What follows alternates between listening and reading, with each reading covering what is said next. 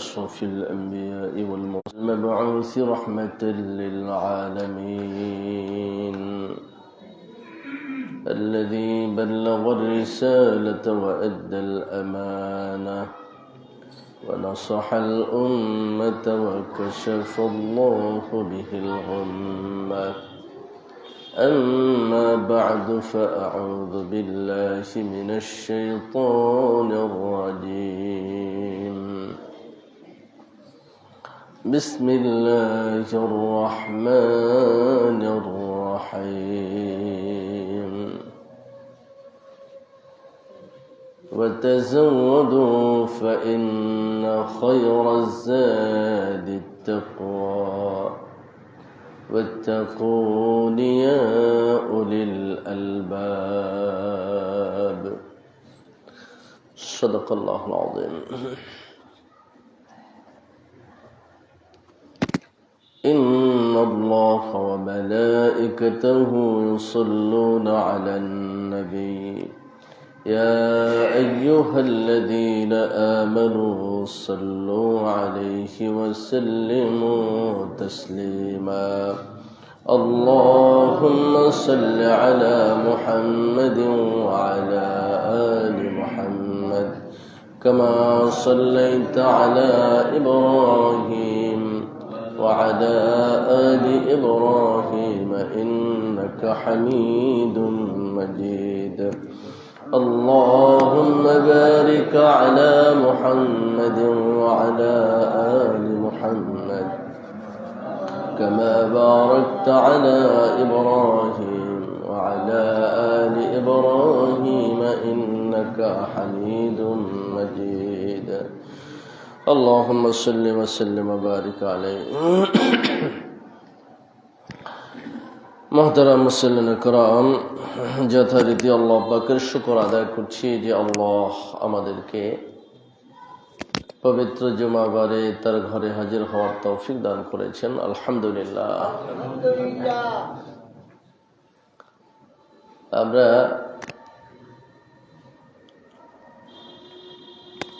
পবিত্র মাহ রমাদানের কাছাকাছি চলে এসেছি। শাবানের দ্বিতীয় অর্ধেকে আমরা অবস্থান করছি। আল্লাহ পাক আমাদের সকলের হায়াতকে সুস্থতার সাথে মাহ রমাদানের শেষ পর্যন্ত বাড়িয়ে দিন, আল্লাহুম্মা আমিন। আমাদের আহল আওলাদ, পরিবার পরিজন, আমাদের স্বজন, আমাদের বন্ধু বান্ধব সবাইকে যেন আল্লাহ পাক সুস্থতার সাথে পবিত্র মাহ রমাদানের নেক আমলগুলো করার তৌফিক দান করেন। আমরা রমজানকে ঘিরে একটু আখিরাতের প্রস্তুতিটা বাড়ায় দেই। আজ আমরা আখিরাতের প্রস্তুতি নিয়ে একটু কথা বলবো। আখিরাতের জিন্দেগিকে সমৃদ্ধ করার জন্য পবিত্র মাহ রমাদান খুব বড় একটি অফার আল্লাহর পক্ষ থেকে। আল্লাহ যেন সেই অফারটিকে আমাদেরকে যথাযথ ধারণ করার তৌফিক দান করেন, আল্লাহুম্মা আমিন। রব্বুল আলামিন বলছেন, ওয়া মা তাফআলু মিন খাইর ইয়ালামুহুল্লাহ। তোমরা যা ভালো কাজ করো আল্লাহ সেগুলো জানেন। তোমরা নেকের কাজ যা করো সেটা আল্লাহ পাক ভালো করে জানেন। ওয়া তাযাওয়াদু, তোমরা পাথর সংগ্রহ করো, পথের খরচ নিয়ে নাও, পথ চলার সম্বল জোগাড় করে নাও। ফাইন্না খায়রা যাদ আত-তাকওয়া, আর সবচেয়ে ভালো পথের সম্বল হলো তাকওয়া। এখন আমাদের পথের সম্বল হলো কয়েকটা টাকা। কোথাও যাইতে চাইলে পকেটে লাগবে টাকা, আর কিছু দরকার নাই, তাই না? যদি একটু দূরে যেতে চান তাহলে একটু পাসপোর্ট ভিসা লাগবে। বিদেশে যেতে চাইলে একটু পাসপোর্ট ভিসা লাগবে, আর টাকা হলেই হয়ে যায়। আল্লাহর জান্নাতে যাওয়ার পাসপোর্ট ভিসা অলরেডি আমাদের সবারই আছে। লা ইলাহা ইল্লাল্লাহু মুহাম্মাদুর রাসূলুল্লাহ, এটাই আমাদের পাসপোর্ট ভিসার কাজ হয়ে গেছে অলরেডি। এখন পথ খরচ হলেই জান্নাতে যাওয়া যাবে, আর পথ খরচ না হলে পাসপোর্ট ভিসা নিয়ে বসে আছি, এখন বিমান ভাড়া নাই, যাইতে পারবেন তো না। তো আমরা যারা ইমানদার তো আমাদের পরিচিতি হলো আমরা মুমিন, বিশ্বাসী। আমরা যেদিন আল্লাহর উপরে বিশ্বাস এনেছি সেই দিন আল্লাহ পাক আমাদের হাতে পাসপোর্ট দিয়ে দিয়েছেন, আমরা জান্নাতে যেতে পারবো ইনশাআল্লাহ। এখন যেতে হলে জান্নাত পর্যন্ত যাওয়ার জন্য যে পথের খরচ, সেই খরচটা আমাদেরকে কামাই করে নিতে হবে। সরকার আমাদেরকে পাসপোর্ট দেয়, কিন্তু বিদেশ যাওয়ার খরচও কি দেয় না। তো আমাদেরকে আল্লাহ বলছেন তোমরা পথের সম্বল জোগাড় করে নাও, আর সবচেয়ে ভালো সম্বল হলো তাকওয়া। দুনিয়ার পথের খরচ টাকা, আর জান্নাতের পথের খরচ হলো তাকওয়া। আর তাকওয়ার মাস আসতেছে সামনে, রমজান মাসের নাম হলো তাকওয়ার মাস। তাকওয়ার মাস সামনে আসতেছে, আমরা সেই মাসে ইনশাআল্লাহ ব্যাপক তাকওয়ার সম্বল জোগাড় করে নেব ইনশাআল্লাহ। তো আমাদের পাথর সংগ্রহ করে নেয়া এটা আমাদের জন্য জরুরি, যদি আমরা জান্নাতে যাইতে চাই। আর আমরা আল্লাহর সবচেয়ে প্রিয় গোলাম। যখন আমরা কালেমা পড়েছি, মানে এনেছি, আমরা আল্লাহর সবচেয়ে ভালো গোলাম, ভালো বান্দা। আল্লাহ আমাদেরকে বাছাই করে নিয়েছেন। গোটা পৃথিবীর মানুষের ভেতর থেকে আল্লাহ আমাদেরকে কালেমা নসিব করেছেন। আমাদের চেয়ে বড় বড় শিক্ষিত, ধনী, বিত্তশালী মানুষ পৃথিবীতে আছে না? তাদের কপালে কালেমা নসিব হয়নি। দুনিয়ার শান্তি আছে, কারণ দুনিয়ায় ভালো কাজ করলে দুনিয়ায় শান্তি পাবে, কিন্তু দুনিয়ায় ভালো কাজের বিনিময়ে আখিরাতে শান্তি পাবে, তার জন্য অবশ্যই ঈমান জরুরি। দুনিয়ার বুকে যে যতই ভালো কাজ করুক না কেন, সেজন্য সে আখিরাতে মুক্তি পাবে তা না। আখিরাতে মুক্তি পাওয়ার জন্য এক নম্বরে ঈমান জরুরি। যত টাকারই মালিক থাকুক না কেন, পাসপোর্ট ছাড়া যেমন বিদেশ যাওয়া যায় না, যত ভালো কাজই করুক না কেন, ঈমান ছাড়া জান্নাতে যাওয়া যাবে না, এটা সত্য। তো গোটা পৃথিবীর মানুষের ভিতর থেকে আল্লাহ আমাদেরকে বাছাই করেছেন ঈমানের জন্য। আলহামদুলিল্লাহ, আল্লাহ আমাদেরকে ঈমান দান করেছেন, এই জন্য আমরা আল্লাহ পাকের শুকরিয়া আদায় করছি। আল্লাহ আমাদেরকে ঈমান দিয়ে পবিত্র করেন। আল্লাহ আমাদেরকে 88 বার ডেকেছেন, 88 বার। কতবার ডেকে ডেকে বলেছেন কি করবা কি করবা না। গোটা কোরআনে আল্লাহ পাক শুরু থেকে শেষ পর্যন্ত আল্লাহ আমাদেরকে 88 বার ডাক দিয়েছেন। ইয়া আইয়ুহাল্লাযীনা আমানু, কি বলে ডাক দিয়েছেন? ইয়া আইয়ুহাল্লাযীনা আমানু, হে ঈমান ওয়ালারা। কিন্তু আমাদের কানে ডাক যায় না, কারণ আমরা ঘুমায় আছি। ভাই তোমার ডাকাডাকি করলাম, যে ঘুমে ছিলাম। তো মোবাইলে কল দিলাম, বলছে ওটা সাইলেন্ট ছিল, আওয়াজ যায় নাই, কানে ঘুমানো ছিল, মোবাইলে কল দিছে, ওটা সাইলেন্ট ছিল, তো আদৌ শোনেনি। আজ আমরা আমাদের চারপাশে, ঈমানদারদের চারপাশে শুধু ডাকাডাকি চলতেছে। আল্লাহ 88 বার ডেকেছেন। কয়টা ডাক কানে পৌঁছেছে আমাদের? অথবা ডাক পৌঁছলে আমরা সাড়া দিয়েছি কয়টায়? প্রতিদিন তো 5 ওয়াক্ত নামাজে হাইয়া আলাস সালাহ বলে ডাকাডাকি হচ্ছে, 5 বার কানে যায় তো যায়, কিন্তু সাড়া দিয়েছি কতবার? আল্লাহ ডাকতে মোটেই ভুল করেননি, কিন্তু আমরা সাড়া দিতে ভুল করেছি।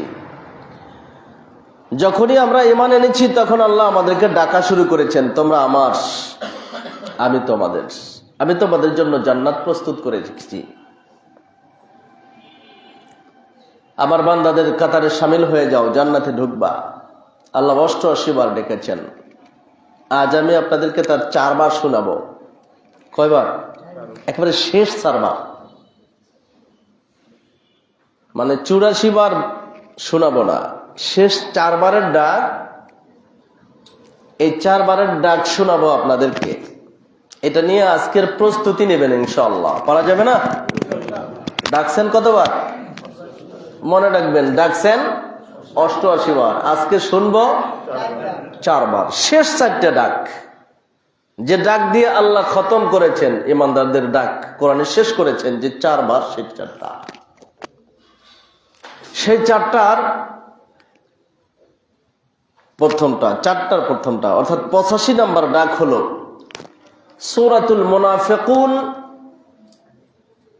এর 9 নম্বর আয়াত, সূরাতুল মুনাফিকুন 9 নম্বর আয়াত। এখানে আল্লাহ ডাক দিয়েছেন 85 নম্বর ডাক। এটা আল্লাহ বলেছেন ইয়া আইয়ুহাল্লাযীনা আমানু।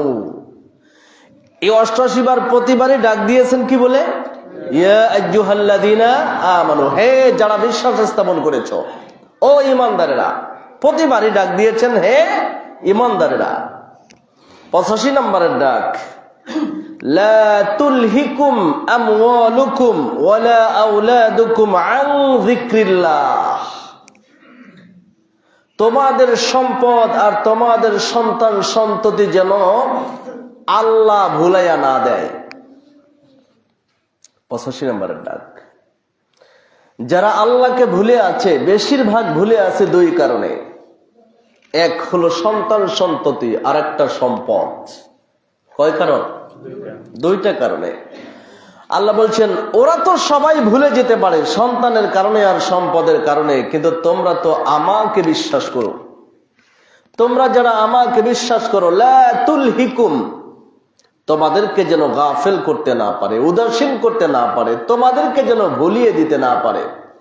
আমওয়ালুকুম, তোমাদের সম্পদ, ওয়ালা আওলাদুকুম, এবং তোমাদের সন্তান, আন যিকরিল্লাহ, আল্লাহর স্মরণ থেকে। সম্পদের স্মরণে আল্লাহকে ভুলে যেও না, সন্তানের স্মরণে আল্লাহকে ভুলে যেও না। ওয়ামান ইয়াফআল যালিক ফাউলাইকা হুমুল খাসিরুন, যারা এই কাজ করবে তারা ব্যর্থ মানুষ। যারা সন্তানের কারণে আল্লাহকে ভুলে যাবে, যারা সম্পদের কারণে আল্লাহকে ভুলে যাবে, তারা পৃথিবীর ব্যর্থ মানুষ। কে বলেছেন? আল্লাহ। তো সফলতা আর ব্যর্থতার মানদণ্ড কি? পৃথিবীর বুকে মানুষের সফলতা আর ব্যর্থতার মানদণ্ড হলো যার টাকা পয়সা, বাড়ি গাড়ি, অর্থবিত্ত, ক্ষমতা জনতা আছে, এ হলো সফল। আর যার কিছু নাই সে ব্যর্থ। এটাই তো নাকি?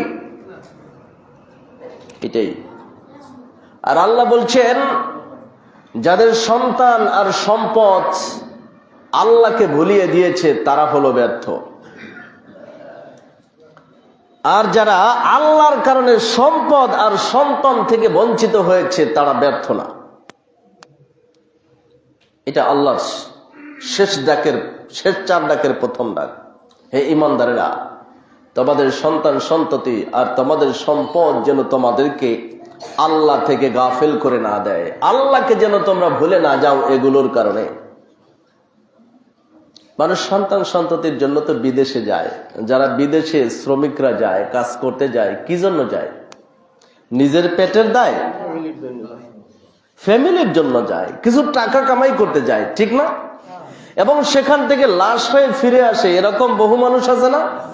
আবার বহু লাশ এদেশে আসেও না, খরচ আসে না। তো বিদেশের মাটিতেই লাশ হয়ে মারা যায়। সে সৌদি আরবও যায়, এত পবিত্র জায়গায়, সেখানেও গিয়ে দেখেছি 1 ওয়াক্ত নামাজও পড়ে না। সম্পদ কামাই করতে গিয়েছে, সন্তানদেরকে প্রতিষ্ঠিত করার জন্য সৌদি আরবে গিয়েছে, মক্কার হারামে আছে, 1 ওয়াক্ত নামাজও পড়ে না।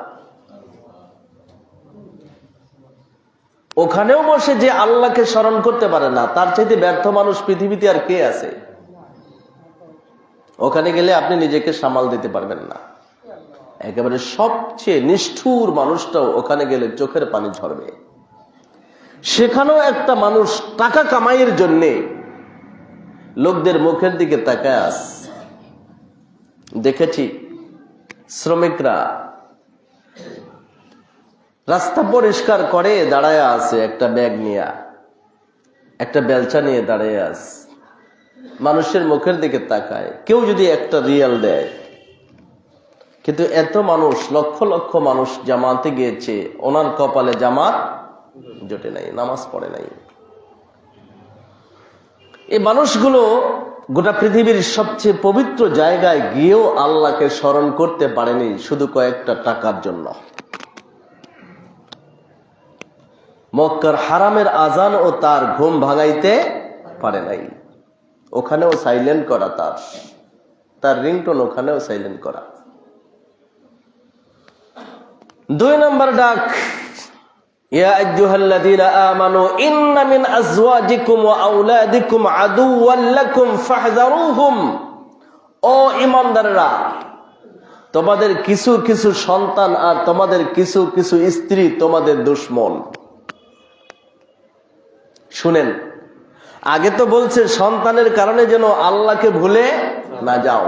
এর পরের ডাকটা হলো ৮৬ নম্বর ডাক, হে ঈমানদারেরা, তোমাদের সন্তান যার পিছে ছুটছ, তোমাদের স্ত্রী যার জন্য আজকের দিনহীন হচ্ছ, আমি আল্লাহকে ভুলে যাচ্ছ, তোমাদের কিছু কিছু স্ত্রী আর তোমাদের কিছু কিছু সন্তান তোমাদের দুশমন, দুশমন, শত্রু। যাকে তুমি খুব আপন ভেবে আমাকে ভুলে গেলে, সে তোমার কি শত্রু। শত্রু মৃত্যু চিনি না। শত্রু আর মৃত্যু, বন্ধু আর শত্রুর মানদণ্ড কি? যে আমাকে মারহাবা দেয় সে আমার বন্ধু, ঠিক না? আর যে আমার চিন্তা চেতনার বিরুদ্ধে কথা বলে সে আমার দুশমন। এই তো মানদণ্ড, এটা পৃথিবীর মানদণ্ড। আমি যা করি এইটার পক্ষে যে আছে সে আমার বন্ধু, যদিও আমি অন্যায় করি। বুঝেন নাই কথা? আমি যা করি এটার পক্ষে যে আছে সে আমার বন্ধু, যদিও আমি অন্যায় করি, আমি জাহান্নামে যাচ্ছি, যদিও সে আমার অন্যায়কে সাপোর্ট করছে, সেও জাহান্নামে যাচ্ছে, তারপরে সে হলো আমার বন্ধু। এটা হলো শত্রু আর বন্ধুর মানদণ্ড। আল্লাহ বলছেন, তোমাদের কিছু কিছু স্ত্রী, তোমাদের কিছু কিছু সন্তান, সব না। সব স্ত্রী কি স্বামীর জন্য দুশমন?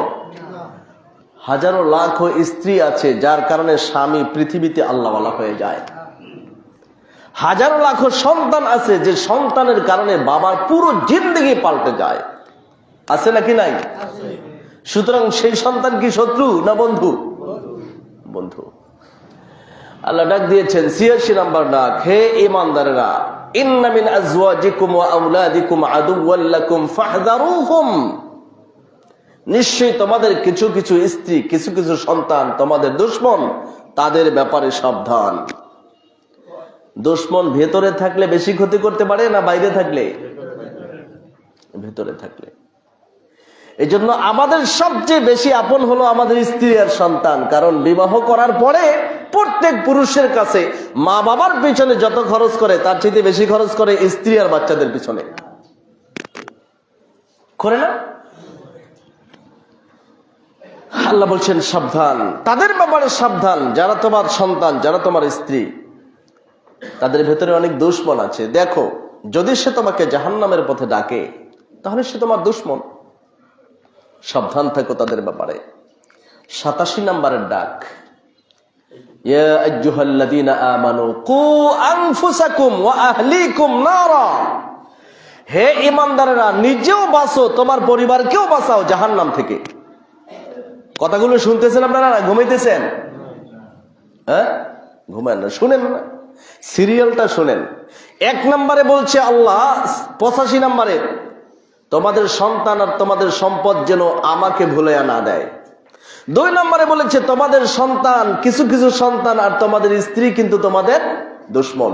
৩ নম্বরে বলেছে, হে ঈমানদারেরা, তুমিও জাহান্নাম থেকে বাঁচাও, তোমার অধীনস্থ যারা আছে তাকেও জাহান্নাম থেকে বাঁচাও। তার মানে তোমার সম্পদও তোমার জাহান্নামে, তোমার সন্তান তোমাকে জাহান্নামে নিতে পারে, তোমার স্ত্রী তোমাকে জাহান্নামে নিতে পারে। তুমি তাকে শত্রু ভেবে লাথি মেরে ফেলে দিও না, বরং তোমার দায়িত্ব আছে তোমার সবচেয়ে দুশমন সন্তানটাকেও জাহান্নামের আগুন থেকে বাঁচাও। এটা তোমার দায়িত্ব। হে ঈমানদাররা, নিজেও বাঁচো, তোমার আহাল পরিবারকেও বাঁচাও। একা একা বাঁচা যাবে না, মনে রাখবেন, একা একা বাঁচা যাবে না। যারা একা বাঁচার চেষ্টা করে তারাই কিয়ামতের দিন ধরা পড়বে। যে তার ফ্যামিলির সন্তান সন্ততি স্ত্রী পুত্র এদের অধীনস্থদের খোঁজ খবর নেয়নি, শুধু নিজে আল্লাহওয়ালা হয়েছে, এই প্রত্যেক আল্লাহওয়ালা কিয়ামতের ময়দানে আটকা পড়বে। একজনের রেহাই নাই। আমার কথা বলছি না, আল্লাহর কথা। আল্লাহ বলছেন তুমি তোমাকেও বাঁচাও আর তোমার পরিবার পরিজনকেও বাঁচাও। দুইটাই কারাদেশ। তো নিজে জাহান্নাম থেকে বাঁচা ফরজ, আর পরিবার পরিজনকে জাহান্নাম থেকে বাঁচানো ফরজ না নফল? দুটাই একই আল্লাহর বাণী এবং একই আয়াতের মধ্যে পাশাপাশি। অতএব নিজে জাহান্নাম থেকে বাঁচার টেনশন যতটুকু থাকবে, সন্তানদেরকেও বাঁচানোর টেনশন অতটুকুই থাকবে। কারণ নিজে খাওয়ার চিন্তা বেশি না সন্তানের খাবারের চিন্তা বেশি? তাহলে জাহান্নাম থেকে বাঁচানোর ক্ষেত্রে নিজে বড় নামাজি, কিন্তু পরিবার নিয়ে মোটেও টেনশন নাই। তার মানে দুনিয়া যত বুঝি, আখিরাত অত বুঝি না, আখিরাতের প্রস্তুতিটা নেই। সর্বশেষ 4 নাম্বার, মানে একেবারে 88 নাম্বারের যে ডাক, যেটা কোরআনের শেষ ডাক, যেখানে আল্লাহ পাক ঈমানদারদের ডাকাডাকি শেষ করে দিয়েছেন, সেটা হলো ইয়া আইয়ুহাল্লাযীনা আমানু তুবু ইলাল্লাহি তাওবাতান নাসুহা। ও ঈমানদাররা, আমি যত ডাক এ পর্যন্ত দিয়েছি সব জায়গায় লঙ্ঘন আছে, আছে নাকি নাই? আমি 87টা ডাক দিয়েছি, তার প্রত্যেকটা ডাকের সাথে তোমাদের জিন্দেগিতে সংঘাত আছে, কম বেশি আছে নাকি নাই? নামাজে ত্রুটি হয় নাই, যাকাতে ত্রুটি, পর্দা পশিদা, হালাল হারাম যা কিছুতে ত্রুটি আছে। তো সর্বশেষ আল্লাহ ডাক দিয়া, যেটা দিয়া খতম করেছেন, শেষ সমাপনী ডাক, আখিরি মোনাজাত হয় না, এটা হলো আল্লাহর আখিরি ডাক। ইয়া আইয়ুহাল্লাযীনা আমানু তুবু ইলাল্লাহি তাওবাতান নাসুহা। ও ঈমানদাররা, ভুল তো অনেক হয়ে গেছে, আমার 87টা ডাকের প্রত্যেকটা জায়গায় তোমাদের কম বেশি ত্রুটি বিচ্যুতি হয়ে গেছে। এবার শেষ ডাক, যত ত্রুটি হয়েছে এবার একটা খাঁটি তওবা করো। এটা আখিরি ডাক। কি ডাক? এটাই শেষ ডাক, এটাই কোরআনের শেষ ডাক। ইয়া আইয়ুহাল্লাযীনা আমানু, হে ঈমানওয়ালারা, তওবা করো, খাঁটি তওবা করো। গত জুমায় আমি খাঁটি তওবার কথা বলেছি, মনে আছে নাকি আপনাদের? আলী রাদিয়াল্লাহু তওবা শুনে বলছে এটা মিথ্যাবাদীর তওবা, ঠিক না? বারবার বলছে আস্তাগফিরুল্লাহ আস্তাগফিরুল্লাহ, বলছে মিথ্যাবাদীর তওবা। প্রকৃত তওবার কথা গত জুমায় শুনাইছিলাম। তো আল্লাহ পাক আমাদের ঈমানদারদেরকে শেষ 4টা ডাক দিয়ে আমাদেরকে এবং আমাদের আহাল পরিবারের সাথে সম্পৃক্ত করে একত্রে এই 4টে ডাক দিয়ে শেষ করেছেন। আবারও স্মরণ করায় দিচ্ছি। 1 নাম্বার ডাক ছিল তোমাদের সম্পদ আর তোমাদের সন্তান সন্ততি যেন আল্লাহকে ভুলিয়ে না দেয়। 2, তোমাদের কিছু সন্তান, তোমাদের কিছু স্ত্রী তোমাদের দুশমন। 3, হে ঈমানদারেরা, নিজেরাও জাহান্নাম থেকে বাঁচাও, পরিবারকেও জাহান্নাম থেকে বাঁচাও। শেষ আখিরি ডাক, সবাই মিলে তওবা করো। আখিরাতের প্রস্তুতির জন্য এটাই আমাদের সবচেয়ে বড় কাজ। আল্লাহ যেন আমাদের এই প্রস্তুতিটা গ্রহণের তৌফিক দান করেন। সবাই বলেন আমিন। আল্লাহ আমাদেরকে ডেকেছেন ঈমানদার বলে না ইমাম সাহেব বলে ডাকছেন? পীর সাহেব বলে? নবীকে ডেকেছেন? ঈমানদারকে ডেকেছেন। এখানে ধনী গরিব, সাদা কালো, বাঙালি আর পাকিস্তানি, আওয়ামী লীগ আর বিএনপি, জামাত আর তবলিগ সব সমান। যাদের আল্লাহর ডাকে যারা যেখানে যতটুকু সাড়া দিবে তারা সেখানে ততটুকু আখিরাতে সফল। আল্লাহর ডাকগুলোতে যারা যেখানে সাড়া দিবে না সেখানে তারা ব্যর্থ। কথা কি বুঝতে পেরেছেন? আল্লাহর হাবিব আলাইহিস সালাতু ওয়াস সালাম খায়বারের যুদ্ধে গেলেন ইহুদিদের বিরুদ্ধে। খায়বারের যুদ্ধ ইহুদিদের বিরুদ্ধে। খায়বার দুর্গ দীর্ঘদিন পর্যন্ত অবরোধ করে রেখেছেন। ইহুদিরা মুসলমানদের সবচেয়ে বড় দুশমন। আল্লাহর হাবিব আলাইহিস সালাতু ওয়াস সালাম যখন খায়বারের দুর্গ চতুর্দিক থেকে ঘিরে রেখেছেন অনেক দিন ধরে, খায়বারের দুর্গের ভেতরে এক রাখাল ছিল, গরিব মানুষ, মজুরির বিনিময়ে মানুষের উট ভেড়া বকরি ইহুদিদের রাখালগিরি করে। এই লোকটা মুহাম্মদ সাল্লাল্লাহু আলাইহি ওয়াসাল্লাম সম্পর্কে শুনতেছে বারবার, এবং তিনি যুদ্ধে এসেছেন ইহুদিদের বিরুদ্ধে, এটা সব জানেন। তিনি চিন্তা করলেন আমি একজন রাখাল মানুষ, শুনে ওনার ব্যাপারে গিয়ে দেখি উনি কেমন। শোনা আর দেখা এক না। সারা জিন্দেগি একটা মানুষের ব্যাপারে শোনা যাইতে পারে খারাপ খারাপ খারাপ, কিন্তু কাছে গেলে সম্পূর্ণ উল্টাও হতে পারে। এটা পৃথিবীর চিত্র। কারণ আমরা পৃথিবীর এরকম বহু মুসলিমদেরকে শুনেছি ওরা সন্ত্রাসী সন্ত্রাসী সন্ত্রাসী। এই গান শুনতে শুনতে আমরা ভেবে নিয়েছি ওই দাড়িওয়ালা টুপিওয়ালা যুব্বা লোকগুলো সব সন্ত্রাসী, এটাই বুঝে নিয়েছি। কিন্তু বাস্তব যখন তারা আমাদের চোখের সামনে এসেছে তখন দেখেছি ওরাই পৃথিবীর সবচেয়ে ভালো মানুষ। আলহামদুলিল্লাহ বলেন।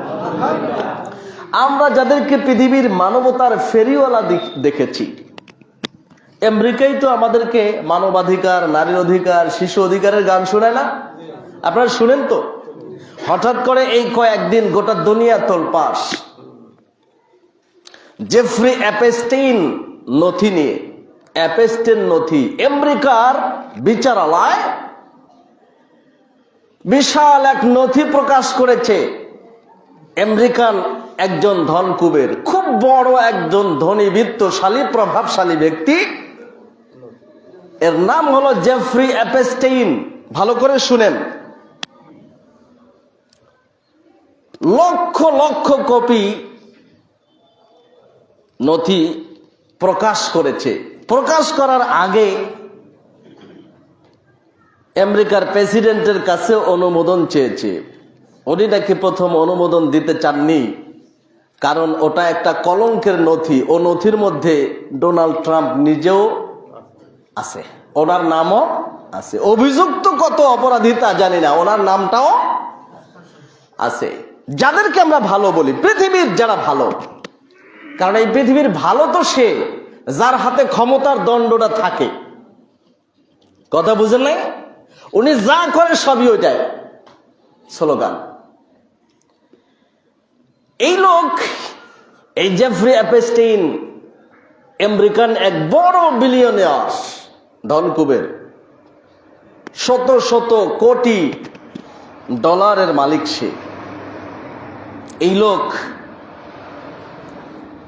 ক্যারিবিয়ান সাগরে একটা দ্বীপ কিনেছে নিজের টাকায়। ক্যারিবিয়ান এটা হলো আটলান্টিক মহাসাগরের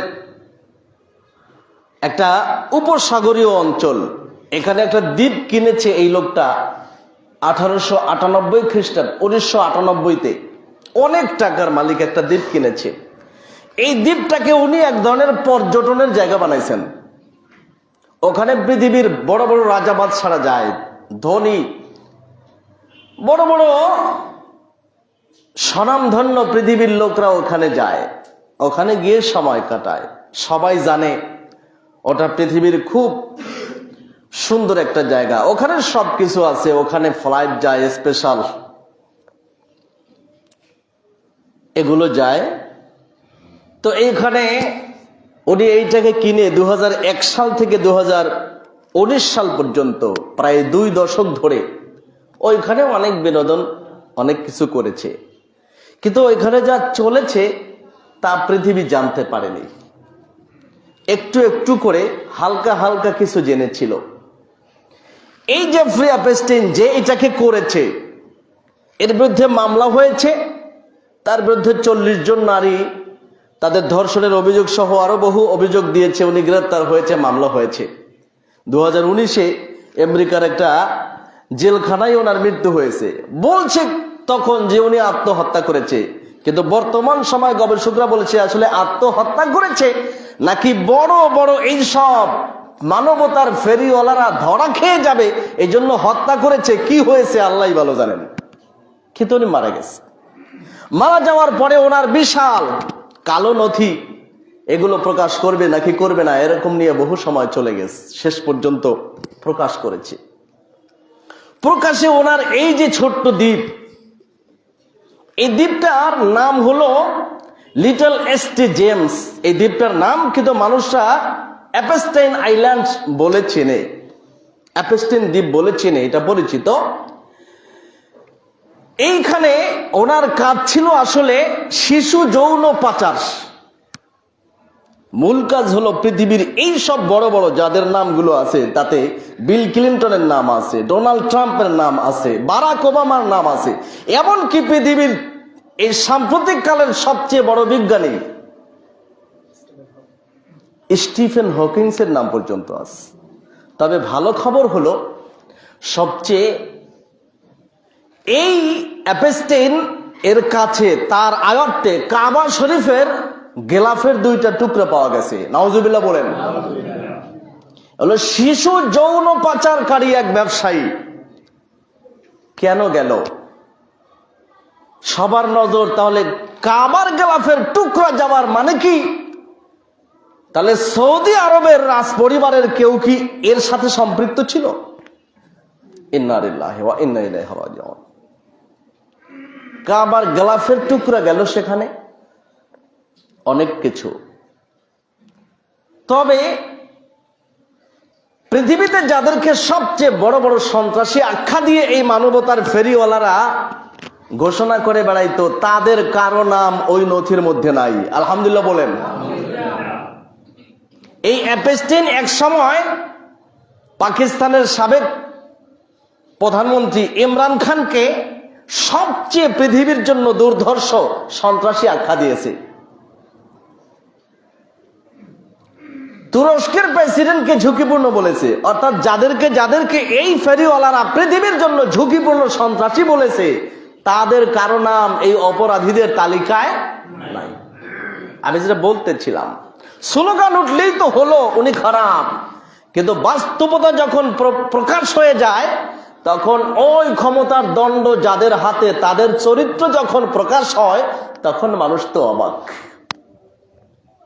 এখানে সে 12 বছর থেকে 17 বছরের ছোট ছোট মেয়েদেরকে বিভিন্ন দরিদ্র দেশ থেকে প্রলোভন দেখে নিয়ে আসতো।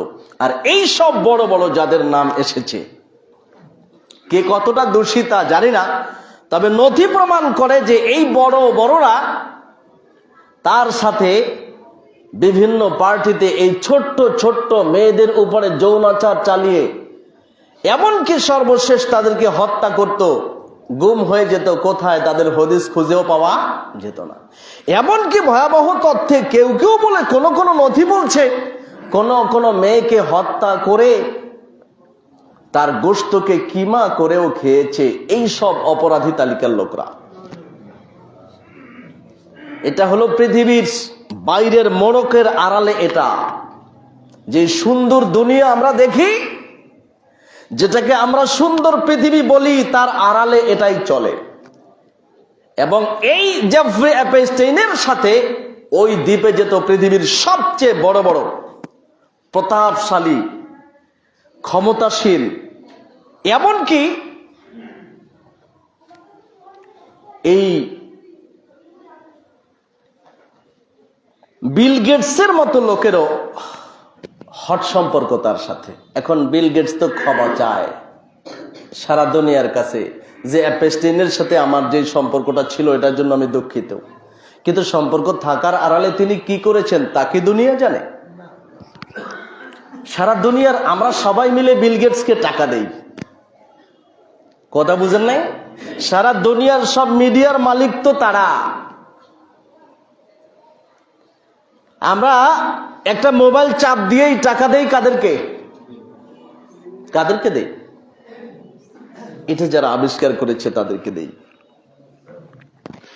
আর আমাদের চোখের আড়ালে তারা দুনিয়ায় মানবাধিকারের কথা বলে, নারীর অধিকারের কথা বলে, শিশু অধিকারের কথা বলে, কিন্তু এই জেফ্রি অ্যাপস্টাইনের নথিতে উঠে এসেছে এদের মতো বিভৎস দানবীয় কর্মকাণ্ড পৃথিবীর কেউ আর কোনোদিন করেনি।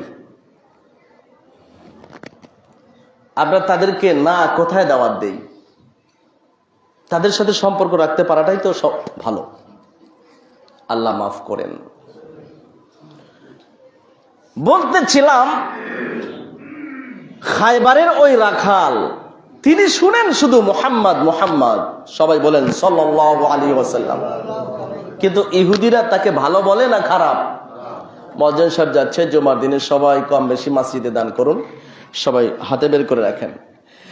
শুধুমাত্র স্লোগানে শুনে মুহাম্মদ খারাপ, মুহাম্মদ খারাপ, অনেক কিছু। রাখালের মনে একবার চিন্তা জাগলো, একটু মুহাম্মদ সাল্লাল্লাহু আলাইহি ওয়াসাল্লামের সাথে সাক্ষাৎ করি, দেখি লোকটা কেমন। তিনি বেরিয়ে এসেছেন দুর্গ থেকে, ছাগল ভেড়া বকরি নিয়ে বাইরে চড়াইতে আসছেন। এসে মুসলমানদের সাহাবীদেরকে জিজ্ঞাসা করছে মুহাম্মদ কোথায়? তো তারা নিয়ে গেছেন একটা তাঁবুর কাছে।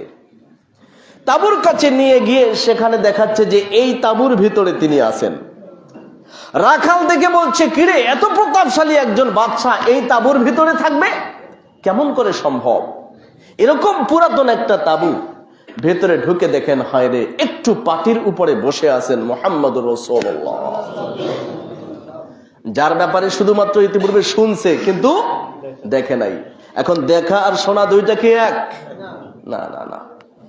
সুতরাং এই যুগে আমরা কোনো কিছু বাস্তব না দেখে যেন শুনে শুনেই বিশ্বাস না করি, এ ব্যাপারে সাবধান। আল্লাহ নিষেধ করেছেন, ইদা জাআকুম ফাসিকুম বিনাবাইন ফাতাবায়ানু, যখন কোনো পাপিষ্ঠ পাপাচারী লোক তোমাদেরকে কোনো মেসেজ দেয়, সংবাদ দেয়, তখন সংবাদ যাচাই বাছাই করবা।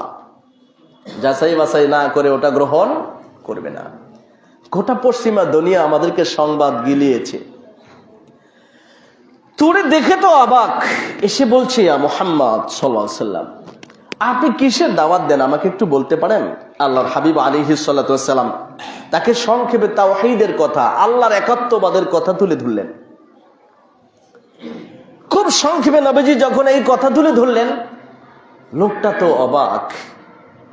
বললেন, আল্লাহ রাসূল, আমিও যদি আপনার এই ডাকে সাড়া দেই, তাহলে আমার সাথে আপনারা কি আচরণ করবেন? বলছেন, আমরা তোমাকে বুকে টেনে নেব, আমরা তোমাকে ভাই বানাবো। আলহামদুলিল্লাহ বলেন। দুইটা কথা বলেছেন। তুমি যদি এই কালেমা পড়ো, আমরা তোমাকে বুকে টেনে নেব, আমরা তোমাকে ভাই বানাবো। অবাক, আপনি কি আমার সাথে ঠাট্টা করছেন? বলছেন, কেন? বলছে, আমাদেরকে তো ওরা তুচ্ছ তাচ্ছিল্যই করে বেড়াচ্ছে, পুরোটা জীবন ভর তো তাই দেখেছি আমরা। আমি যাদের রাখাল, আমাদেরকে তো ওরা মানুষ মনে করে না। আজও তো আমাদের সমাজও সেরকম। একজন সুইপারের দিকে হাত বাড়ায় দিতে পারে, বুকে জড়ায় ধরতে পারি, সুইপার অস্পৃশ্য। বলছে, আমরা তোমাকে বুকে টেনে নেব, আমরা তোমাকে ভাই বানিয়ে নেব। রাখাল বলছে, আপনি কি আমার সাথে উপহাস করছেন? বলছেন, কেন উপহাস? বলছে, আমাদের সাথে তো তুচ্ছ তাচ্ছিল্যই করে বেড়াচ্ছে আমাদের জাতির লোকরা। বলছে, না, তেমনটা হবে না, আমি তোমাকে ওয়াদা দিচ্ছি। বলছেন, আমার তাহলে শেষ পরিণাম কি হবে? বলছে, তুমি যদি কালেমা পড়ো, তাহলে তোমার শেষ পরিণাম হবে জান্নাত। আর আল্লাহ তোমার এই কৃষ্ণতাকে, তুমি যে কালো অত্যন্ত, তোমার এই কালো বর্ণকে আল্লাহ অত্যন্ত সুন্দর বানিয়ে দিবেন। তোমার শরীরে যে দুর্গন্ধ, এটাকে আল্লাহ সুগন্ধে পরিণত করে দিবেন। বলছেন, তাহলে আমি এখন কালেমা পড়ব। তিনি কালেমা পড়লেন, মুসলমান হয়ে গেলেন। কালেমা পড়ার পরে বললেন, আল্লাহর হাবিব, এখন আপনি আমাকে বলুন কি করতে হবে। মনে আছে তো, উনি ইহুদিদের ভেড়া, বকরি, উট, দুম্বার রাখাল, তাদের এই পশুগুলো নিয়েই উনি বাইরে এসেছেন রাখাইগিরি করতে। এখন তাদের পশুগুলো মুসলমানদের কাছে, তাই না? আর ওদের সাথে এখন যুদ্ধ চলে। তো মুহাম্মদ সাল্লাল্লাহু আলাইহি ওয়াসাল্লাম ইহুদিদের এই সব পশু, উট, ভেড়া, বকরি, দুম্বা গুলো তো নিজে নিয়ে নিতে পারেন, কি বলেন? পারে তো, গনিমতের মাল হয়ে গেছে। এখন আমাকে এখন কি করতে হবে? নবীজি বলছেন, তোমাকে এখন আমি সর্বপ্রথম বলছি, ইহুদিদের যেই উট, ভেড়া, বকরি, দুম্বাগুলোর রাখালগিরি করো, এইগুলো তোমার কাছে তাদের আমানাত। যেহেতু তুমি কন্ট্রাক্টে তাদের সাথে কাজ করো, তোমাকে তারা পারিশ্রমিক দেয়, তোমার প্রথম কাজটা হলো তাদের এই পশুগুলো তাদের কাছে ফেরত দিয়ে আসা। সুবহানাল্লাহ বলুন। ফেরত দিয়ে আসা। উনিও অবাক হলেন, বললেন, ইয়া রাসূলুল্লাহ, ওরা না আপনার রক্ত পিপাসু, আপনাকে হত্যা করবে, এখন তো যুদ্ধ চলতেছে, আপনি ওদেরকে দুর্গ ঘিরে রেখেছেন, এই অবস্থায় ওদের সম্পদ তো গনিমত। বলছেন, না না, তুমি তো মুসলিম, তুমি তো ওদের সাথে ওয়াদা করে এসেছো যে তুমি কন্ট্রাক্টে মজুরির বিনিময়ে তাদের ভেড়া বকরিগুলোর রাখালগিরি করো, তোমার উপরে দায়িত্ব হলো তাদের সাথে ওয়াদা রক্ষা করা, তাদের সম্পদ তাদের কাছে পৌঁছে দেয়া। তুমি এই ওয়াদার খেলাফ করতে পারো না, যেহেতু তুমি কালেমা পড়েছো। এটা ইসলাম। যে ইসলাম কানে শুনি সেই ইসলাম দেখিনি, কিন্তু ওই রাখাল সেই ইসলাম চোখে দেখেছিলেন। সুবহানাল্লাহ বলুন। আমরা ইসলাম এখন দেখি না, শুধু কানে শুনি, ঠিক না? কারণ ইসলামের তো কোনো আকৃতি নাই। ইসলামের আকৃতি প্রতিভাত হয়, ফুটে ওঠে মুসলমানদের জীবনে। তো মুসলমানদের জীবনে ইসলাম খুঁজে পাওয়া কঠিন। রাখাল অবাক হলেন, তিনি গিয়ে তাদের উট ভেড়া বকরিগুলো দিয়ে আসতেন। আমি কালেমা পড়েছি, মুসলমান হয়ে গেছি, তোমাদের সম্পদ তোমাদেরকে দিয়ে দিলাম, চলে এসেছি ইয়া রাসূলুল্লাহ, এখন আপনি আমাকে বলেন কি করতে হবে। বললেন, এই মুহূর্তে নামাজের সময় না যে আমি তোমাকে নামাজ পড়তে বলবো, নামাজের সময় হয় নাই, যোহর হবে তারপরে নামাজ, তো ফজর পড়তে হবে না, কারণ ফজরের সময় সে মুসলমান ছিল না, কালেমা পড়বে তারপর তো নামাজ। তো তোমার নামাজের কথা বলতে পারি না, কারণ এখন নামাজের সময় হয়নি। তোমাকে রোজার কথা বলতে পারি না, কারণ তুমি এখন রমজান মাস না। তোমাকে জাকাতের কথা বলতে পারি না, কারণ তুমি তো দরিদ্র মানুষ, তোমার উপরে জাকাতও ফরজ না। এই মুহূর্তে তোমার জন্য একটা রাস্তা খোলা আছে, সেই রাস্তাটা, সেই কাজটা বাস্তবায়ন হবে তলোয়ারের ছায়ার নিচে। কোথায়? হুজুর কি সেটা? বলছেন সেটা জিহাদ। এখন তোমাকে জিহাদের ময়দানে যেতে হবে। এইমাত্র কালেমা পড়েছেন। বললেন এখন নামাজও নাই, রোজাও নাই, যাকাতও নাই, এখন তোমাকে তলোয়ারের ছায়ার নিচে একটি কাজ করতে হবে, সেটা হলো জিহাদ। বলছেন হুজুর যদি আমি জিহাদে যাই তাহলে কি হবে? বলছে আমি আল্লাহর কাছে দোয়া করছি, আল্লাহ যদি তোমাকে শহীদ হিসাবে কবুল করেন তাহলে আল্লাহ তোমার কৃষ্ণতাকে শুভ্রতায় পরিণত করবেন, আর তোমার শরীরের দুর্গন্ধকে আল্লাহ পাক সুগন্ধে পরিণত করে জান্নাতুল ফেরদাউস দিয়ে দিবেন। উনি বলছেন আমি জিহাদে নামলাম, যুদ্ধ করলেন, শহীদ হলেন, শাহাদাত বরণ করলেন। যুদ্ধ শেষ হলো পরে আল্লাহর হাবিব আলাইহিস সালাতু ওয়াস সালামের অভ্যাস ছিল তিনি কারা কারা শহীদ হয় তাদেরকে খুঁজে খুঁজে দেখতেন। এক জায়গায় গিয়ে দেখে লোকজন জমা হয়েছে একটা মানুষের কাছে। লোকটা খুব কালো, বিটকিটে, চেহারা সুন্দর না। সাহাবীরা এই লোকটাকে কেউ চেনে না, কারণ এই যে সময় মুসলমান হয়েছে তখন নবীজির কাছে সাহাবীরা ছিল না। নবীজি বলছেন এই কি হয়েছে এখানে ভিড় কেন? বলছে হুজুর একটা লোক দেখি নতুন, এই লোকটা আমাদের এই পাশে পড়ে আছে, লোকটা কে তো বুঝতে পারছি না। বলছেন তাকে আমি চিনি, সে আল আসওয়াদ আর রাঈ, কালো একজন রাখাল, আসওয়াদ রাঈ নামে তিনি পরিচিতি লাভ করেছিলেন। নবীজি বলছেন আমি দেখতে পাচ্ছি আল্লাহ পাক কাউসারের পানি আর জান্নাতের তাসনিমের পানি মিলিয়ে আল্লাহর এই বান্দাকে গোসল করায়া পরিচ্ছন্ন করেছেন, তার কৃষ্ণতা শুভ্রতায় পরিণত হয়েছে আর তার দুর্গন্ধ সুগন্ধে পরিণত হয়ে গেছে। আমি বলতেছিলাম আমরা যত স্লোগান, যত বক্তব্য দুনিয়ার থেকে শুনি, ওইগুলোর আড়ালে অনেক কিছু রয়ে গেছে যা আমরা জানি না। মুসলমানদের দিন আর রাত সমান, অন্ধকার আর আলো সমান। মুসলমান রাতের আধারে যা করবে দিনের আলোতে তাই করবে। আল্লাহ ইমানদারদেরকে তাই ডেকে বলেছেন ও ইমানদারেরা। কতবার ডাকছে জানি? 88 বার। কতবার? 4 বারের ডাক শুনাইলাম। তোমাদের সম্পদ, তোমাদের সন্তান সন্ততি যেন তোমাদেরকে আল্লাহকে ভুলিয়ে না দেয়।